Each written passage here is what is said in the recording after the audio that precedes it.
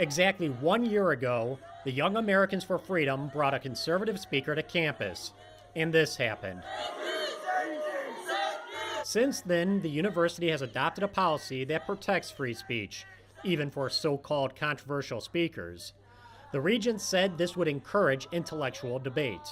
And so this year, when the Young Americans for Liberty brought conservative speaker Jordan Peterson to campus, students got in line to ask questions one at a time.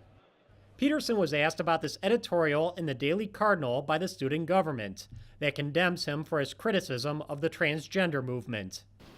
These articles, it's like, as far as I'm concerned, they're a dime a dozen. I don't even have to read them anymore.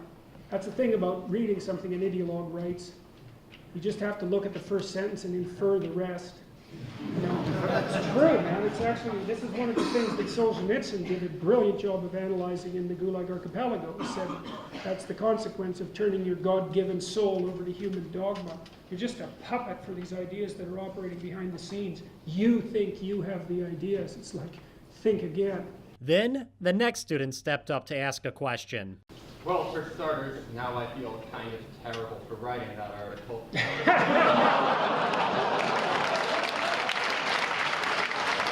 He was serious, and then proceeded to ask a thoughtful question, which received a thoughtful response. How do people reckon with the parts of their identity that may or may not contribute to environments where people feel more estranged, more alone? That's why you get educated.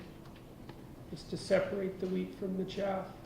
You know, because you're a historical creature, right? I mean, it's outside of you and inside of you. And some of it's dead and corrupt, as you just said. And estranges for no reason, no functional reason, counterproductively.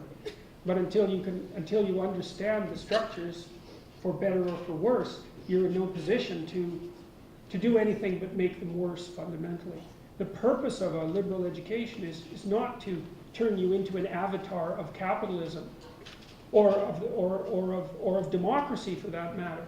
The purpose of a liberal education is to enable you to comprehend the history in which you're embedded, and then to act as an agent to reconstruct and revitalize that hierarchy. But that's a serious matter. Like at 18, say, and right out of high school with no experience whatsoever in life and no real education, you're in absolutely no position whatsoever to be protesting about the structure of the Western world. It's like, no.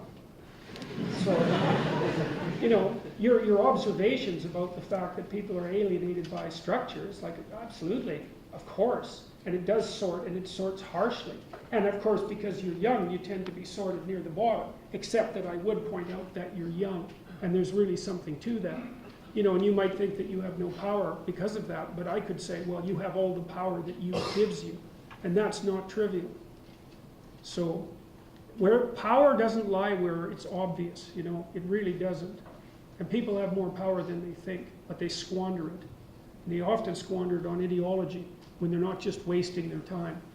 So, anyways, it was very brave of you to stand up and ask me a question and to take all that criticism.